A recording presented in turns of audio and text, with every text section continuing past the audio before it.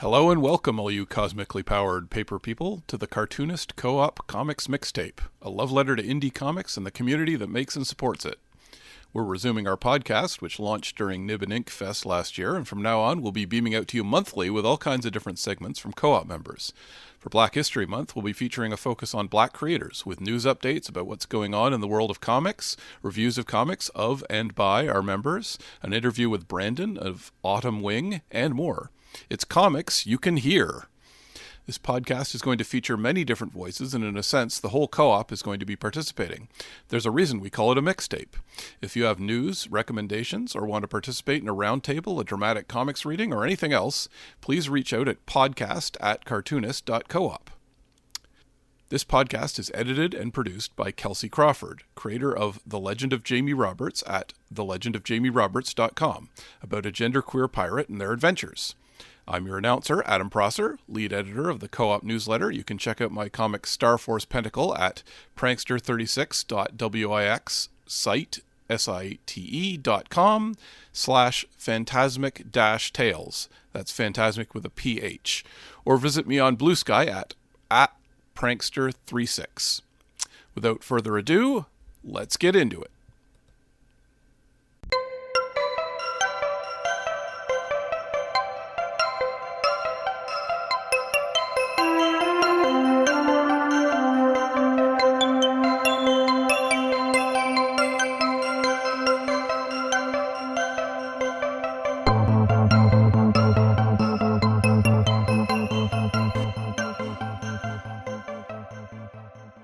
The Cartoonist Co-op has announced the latest in their public newsletter. As ICE and other federal agents have abducted, terrorized, and killed our neighbors across American cities, comic artists have stepped up to help their communities, document their experiences, and share resources. Hashtag IceOutComics is an online grassroots campaign initiated by a group of Minnesota-based comic artists. Kay Woodman Maynard, Trung Lee Nguyen, and Jason Walls, along with March co-author Nate Powell, to call out to cartoonists and artists to make 4-panel comics about the personal impact ICE is having on their lives. We are assembling a list of comics drawn by cartoonist cooperative members for the hashtag IceOutComics campaign, along with resources for organizing within your communities. At the same time, CrucialComics.com also has Ice Out Comics and resources. Crucial Comics has also interviewed Isabel Brorman, a graphic reportage artist who was on the scene in Minneapolis, sketching the scene when an ICE agent fired a shot at her. She managed to hold up her drawing board and the bullet pierced the board and barely passed her head. She is still reporting in Minneapolis.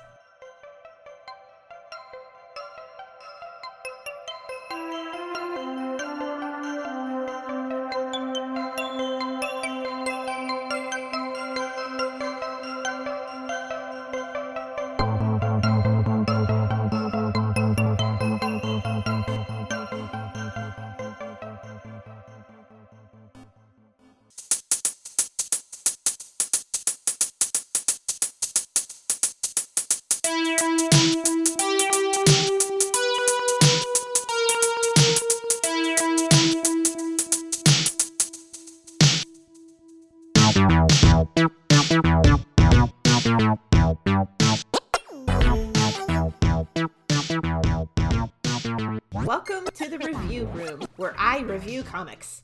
Today, I want to talk about 3 different comics projects.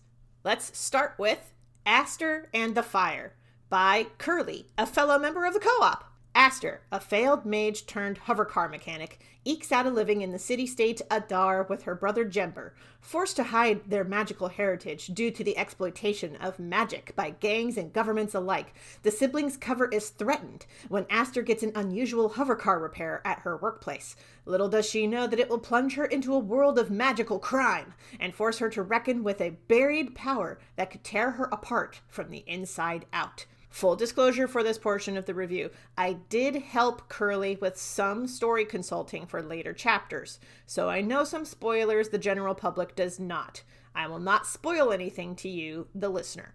That said, I will be a bit biased in talking about this story, because it's a great read. One of my favorite things about this comic is how Curly illustrates Aster's whirlwind of thoughts and how the magic is drawn. This comic also makes a bold narrative choice in having the current timeline told in gray tones, while flashbacks are in full color.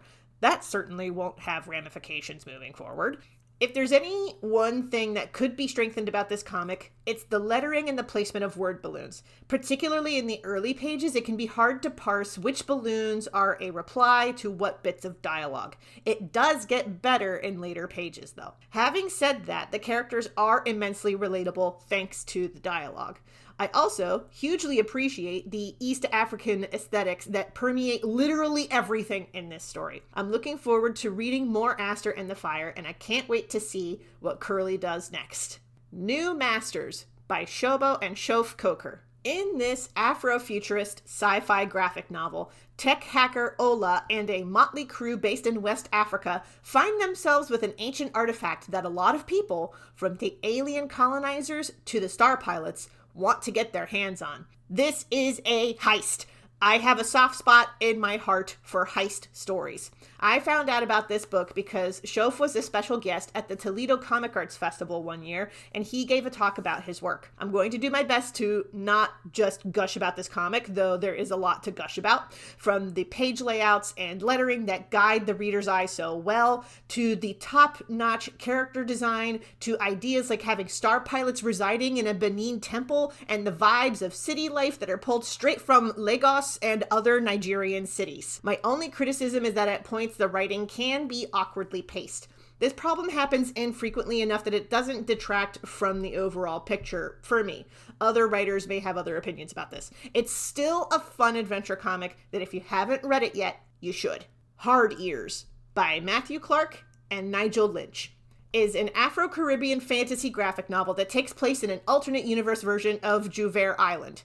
The island is devastated by a massive hurricane, prompting the businessman Mr. Harding to come in with promises of rebuilding the economy with his massive corporation. The heroes of our story discovered that Mr. Harding is, in fact, harvesting workers to siphon them for their energy, or vibes, as the story calls them. So the heroes must join forces with the nature spirits and displaced workers to save their island. This graphic novel is superbly imaginative and very allegorical. That said, from a comic artist perspective, some of the action scenes can be difficult to parse because of the use of color and page layouts. Pages really only came together when the creators took their time with the pacing. Sometimes this story did feel like it was in a hurry to tell itself, though you wouldn't know it by the 10 pages of lore and character descriptions before the story proper starts. Overall, this is a very ambitious graphic novel with great ideas, even if the execution missed at times. Still worth checking out.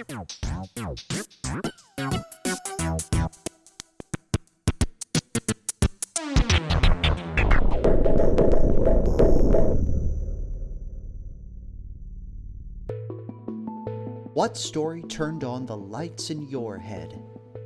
Since its very inception, the medium of comics has been building on what came before. The classics and cult faves of yesterday inspired the cartoonists of today, whose comics will in turn inspire another wave of creators tomorrow. By exploring how we got here, we can better understand where we are and figure out where we're going next. You're listening to Lightbulbs, part of the Comics Co-op Mixtape. I'm your host, Iris J.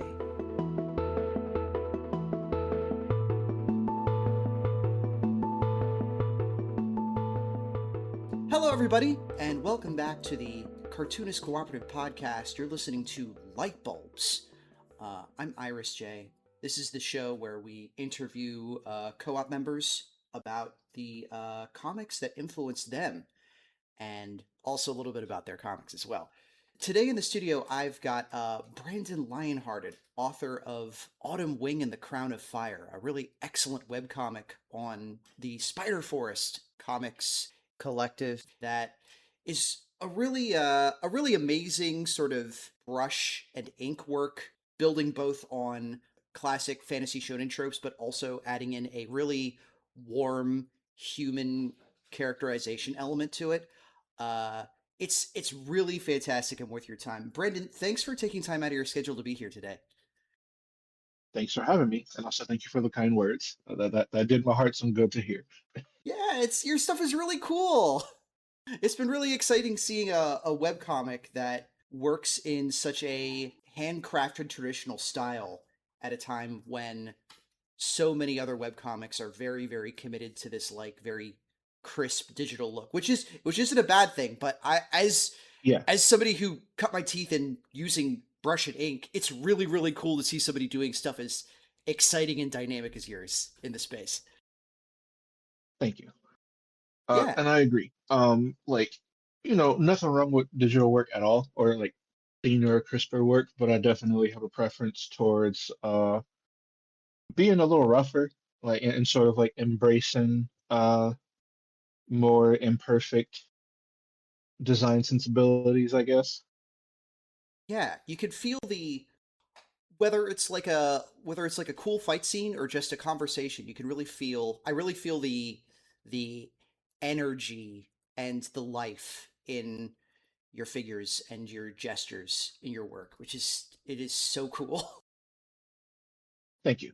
Yeah. Yeah, the aliveness is very much the point. So I'm glad that that comes across. Yeah. Which leads us into comic that you picked. I wanted to ask first off, could you tell us a little bit about yourself? How long have you been making comics? Sure. So I'm from Detroit, Michigan originally. Grew up there. Went to MSU, or Michigan State University, which is in East Lansing. So I'm still there. Like I went there in 2009. Cut my teeth in terms of making comics through a lot of classes. Like there's a class here taught by Ryan Clater, so I took that a few times. There's now a comics minor at MSU, which I'm happy about, but it wasn't around when I was coming up. So Oh I, man. I jokingly am a little salty about it, but it's fine. I still got my education. Um, I've been making comics almost as long as like I have conscious memory. Like I have very conscious memories of uh folding some sheets of paper together and making comics about Star Fox 64 and about Oh, Batman. cool. Because my older brother used to do that. He used to do it about like he used to make his own characters.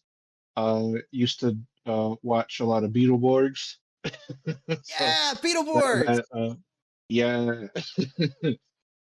So we copied a lot of what we saw there. He didn't stay with it, which I mean that's like no judgment to him. Uh, Mhm.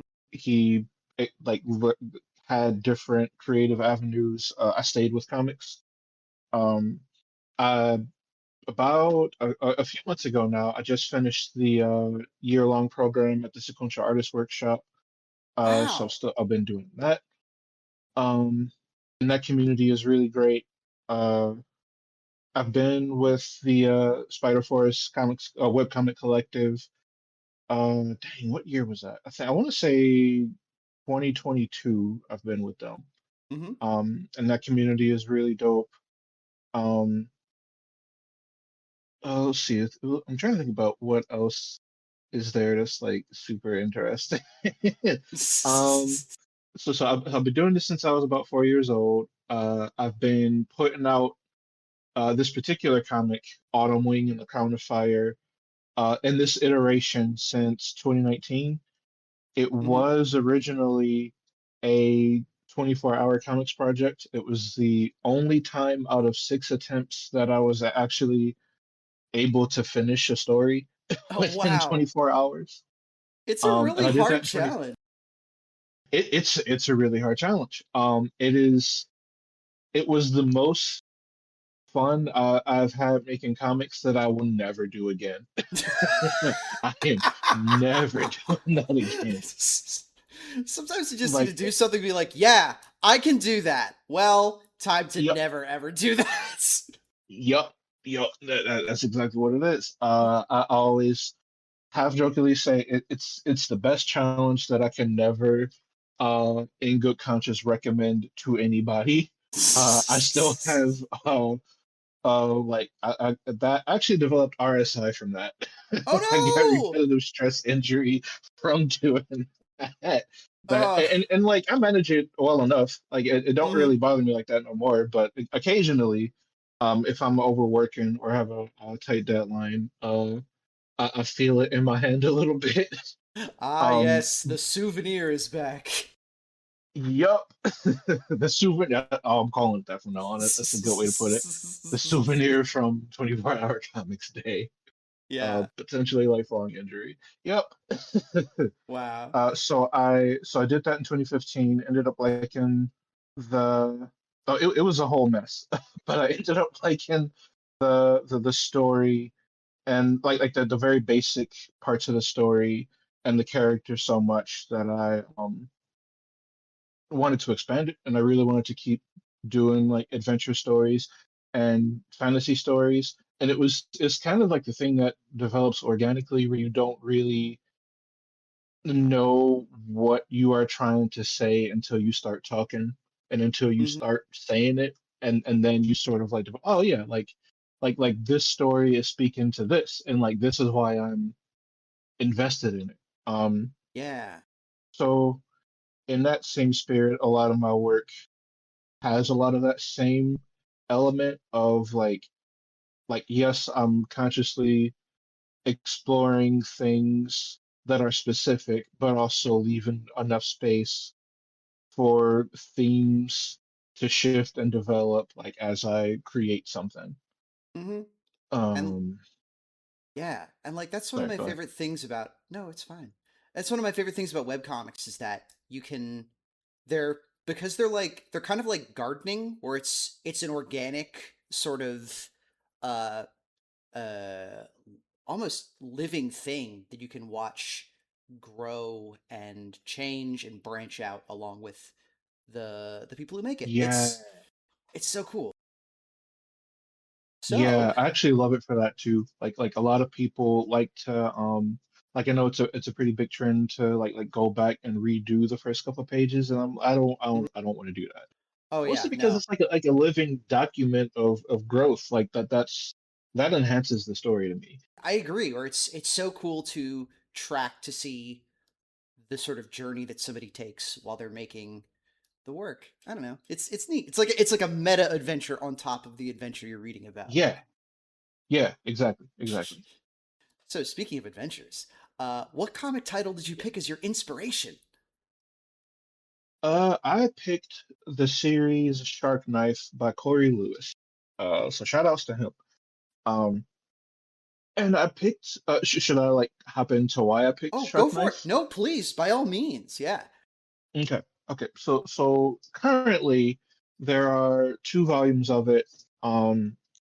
And I think I saw that he was doing a Kickstarter for a new book in the series.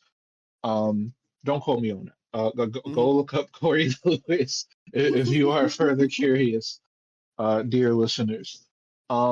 But I picked Shark Knife because I read it in college. I read it.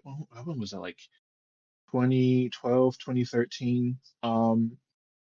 I was trying to figure out like what shape I wanted my own work to take, Hmm. what I really wanted to do, and what I was gravitating towards was work that was a little bit rougher, a little bit,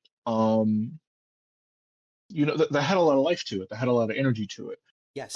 But I think what made Shark Knife in particular sort of jump out at me was like how how free it felt, right? Like it felt very much as if the author was just kind of playing around a lot and just being very like spontaneous and just like playing around with the quote unquote rules within comics that like he did that in such a way that sort of like almost gave me permission to play around a bit more and sort of embrace the rawer, rougher edges of it. Because like coming up, Hmm. uh, there's always this sense or this impetus to make cleaner work, to make, quote unquote, more professional work. And typically, like, professional in air quotes usually means like clean and like like a bit too like perfect Yeah. in a weird way. And like I I've always been someone who in some ways like struggled with embracing like a lot of the rougher stuff. Like I was doing work for the school newspaper while I was reading Shark Knife, and the work that I was doing in my sketchbook was very energetic, very lively. It was very much like a prototype version of like the work that I do now. Uh-huh. But then the work I was doing for the newspaper was very clean lined, very like sharp. Uh, like I agonized over the details, and it just wasn't very fun. Right. Um, but when I was reading Shark Knife, that sort of like that was a good example to me of what it could look like if I embraced like, oh yeah, you know what, I can make comics however I want. Like I can have as much fun. I can make it as clean and crisp or as like rough as I want. And it's something that not only um doesn't diminish the quality of the work, it actually enhances it if you can embrace that rough edge. Um, Yeah. and the fact that it was published and the fact that it was like, it had a fan base and it had, um, like it had people looking at it. And it was formatted in such a way that's very similar to manga. Like Hmm. I was obsessed with that idea of putting out books in like a smaller format like that. Um, so yeah, Shark Knife was um like not early in terms of like my actual life because Yeah. I was in the eyes of the law an adult when I read it, but it was like early in my like me actively pursuing like a professional career with comics. And I was like, oh yeah, I can be as free or as restricted as I desire to be and still like have a place within this field. Yeah, absolutely. I remember reading Shark Knife when I was in school as well, and it being like one of those books that me and my friends were really would really hold up and be like, yeah, you don't have to just go through buff all of your quirks out to get a job at like Marvel or something. You can do something really unique in yourself and dynamic. Uh Yeah, yeah. I think that one of the most interesting things about Corey Lewis's body of work too is that like he really does this thing that feels very similar to webcomics where he tries to put whatever he's kind of thinking about or interested in into his comics and just finds a way to kind of fold them into the narrative. And Mhm. I find that really I don't know. It just it makes it feel more like a personal document. I really liked his series, Some Bakery, that was kind of him working through Yeah. several different Y- stories as well. Uh, yeah. I love Sun Bakery. I gotta get a new copy. We had a basement flood a oh couple of years ago at no! our old place, and I didn't finish unpacking my boxes of comics, so that was in the basement, and it got messed up. Oh But no! no, Ah! yeah. So I still need to get a new copy of that. But I did love some bakery. I think it was Dream Skills in that one that I liked a lot. It was the one with the like like like guns didn't necessarily get outlawed, but they kind of became useless because everybody had like personal force fields. So people had to start using swords. I was like, yes, give me that. Give me Oh, more of that type of story. it's good you can't see It's it's good you can't see the face I just made because I literally think about that story all the time. It's so cool. It's so good. And it's like the I swords enjoy. have like, it's like, oh yeah, everybody has swords, but like because everybody carries around swords, you don't want them to just be swords. So we have like a Wi-Fi built in here, and there's like a Pez dispenser, Yeah, and there's like a bunch of key charms and stuff. It's like your own personal like self-expression that is also the sword that we yeah, use for cool non-lethal fights. Ah, so cool. yeah. It's so cool. It's like it's almost like very like to me it reads very close to like graffiti culture or like skateboard culture where like the personal expression of it is sort of the point, and like everybody can sort of have it, like everybody can have a skateboard, but like how you like customize it and like what art you put on it, um like that's what makes it yours and like your style.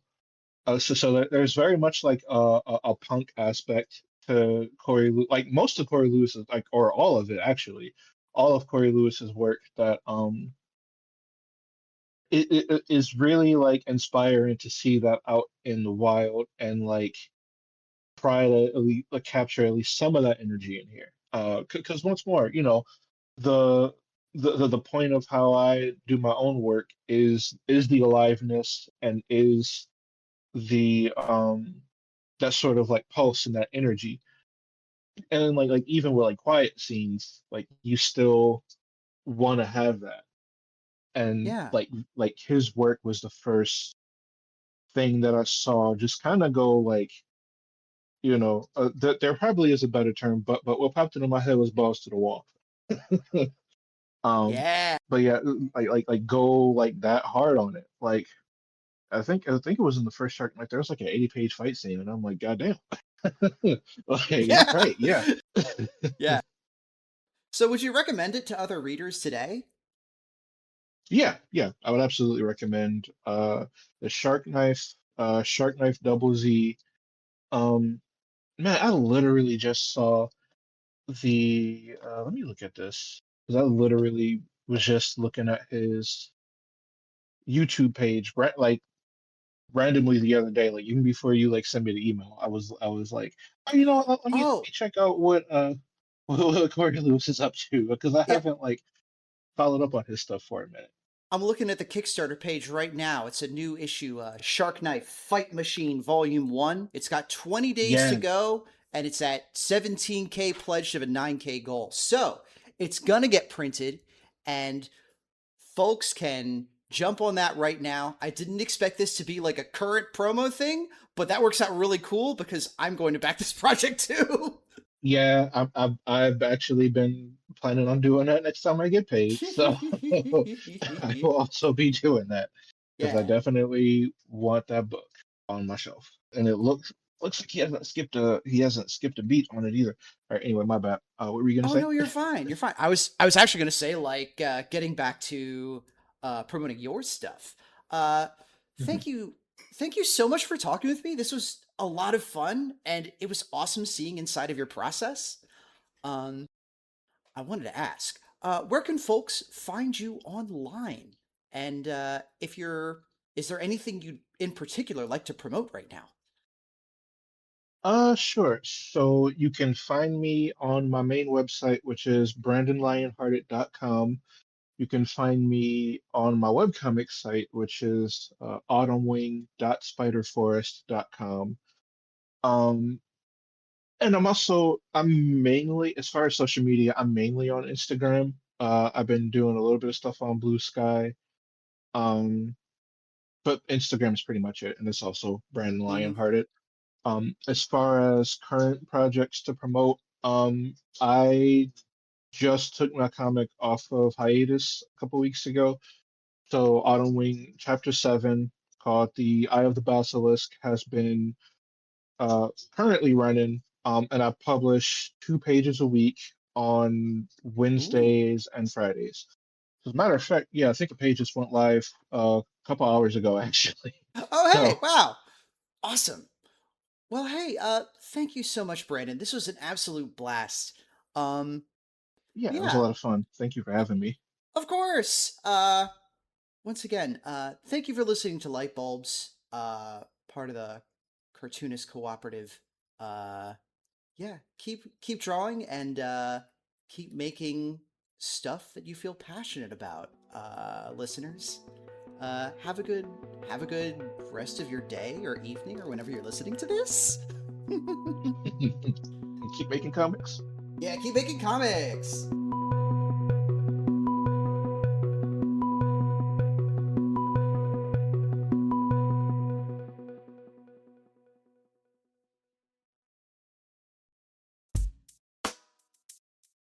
It's mailbag time.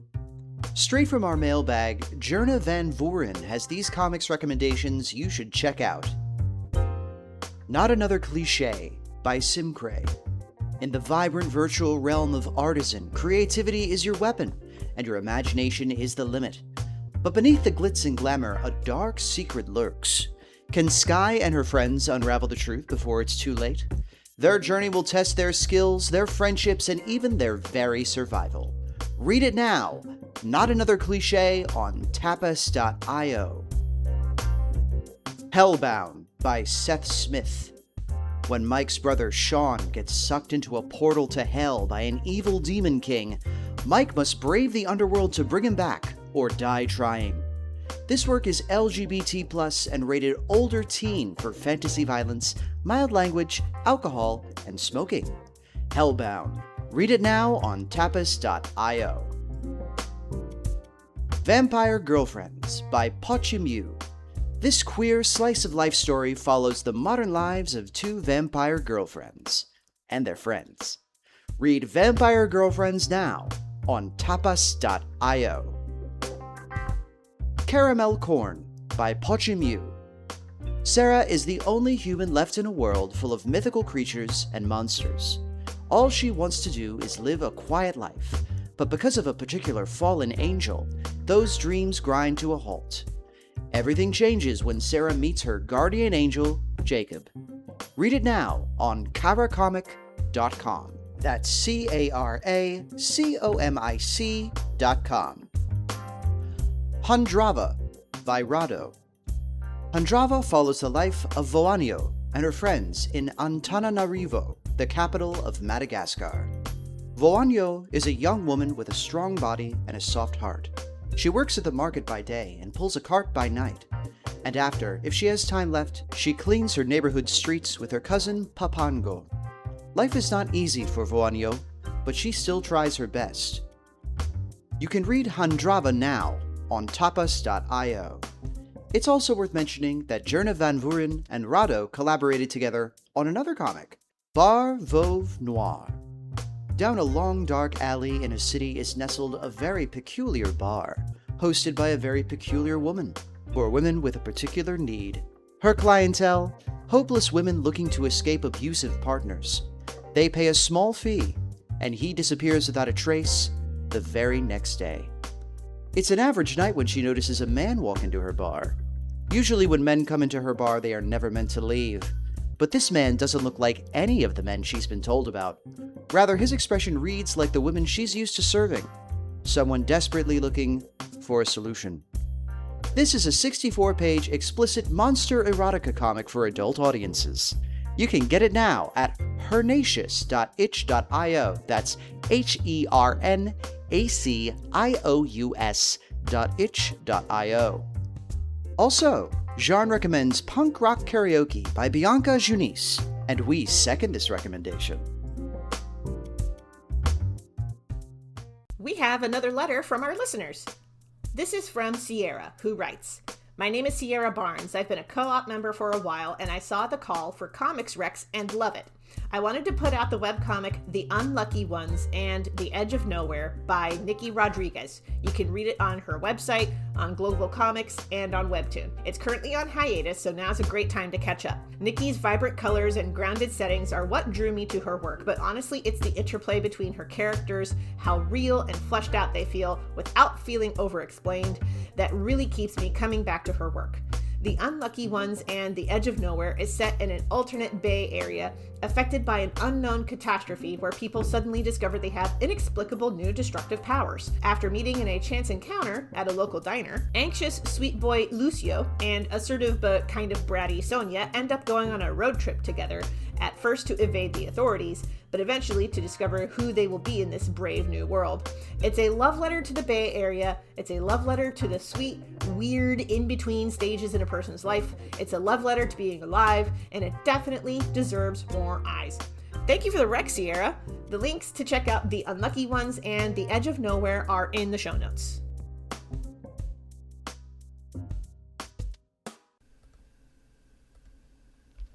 This has been the February 2026 edition of the Co-op Comics Mixtape, the official podcast of the Cartoonist Cooperative.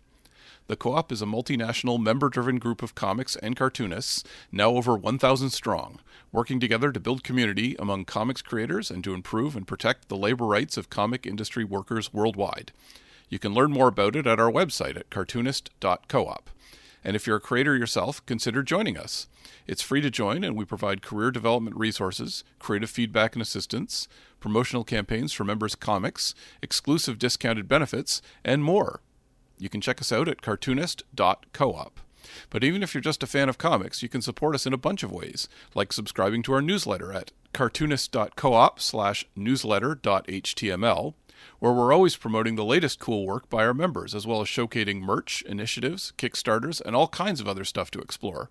You can also subscribe to the Comics Co-op podcast by following our YouTube channel at Cartoonist Co-op. We're working on getting an RSS feed set up for it as well, so stay tuned. Thanks once again to Kelsey for putting all this together, and to all our contributors. I'm Adam Prosser, and from all of us, to all of you, thanks for listening, and keep making comics.